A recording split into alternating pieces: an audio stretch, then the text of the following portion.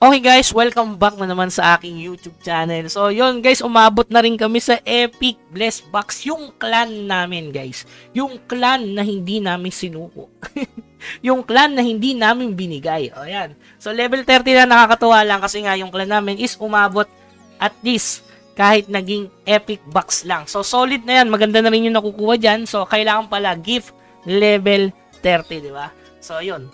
So kapag yung clan nyo is umabot na sa gift level 30, Epic Bless Box na yung nakukuha, hindi na rare. So mas marami laman yan kung ikukumpara doon sa rare box. Diba sa umpisa common, rare.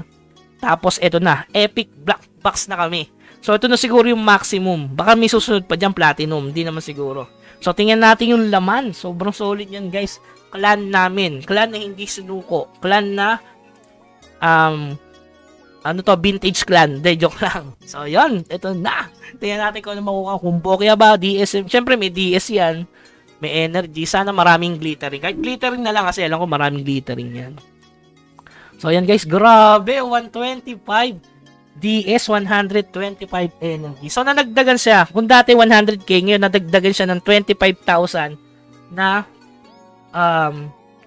dark steel. Okay? So, yun lamang guys. Kaya sumali kayo sa mga clan. Maganda talaga bumili kayo ng clan na yung gift is level 30 tapos ilagay nyo lahat doon ng alt nyo. Ewan ko na lang guys kung hindi tumaba yung alt nyo pa. Okay? So, yun lamang guys. Hanggang sa muli. Paalam.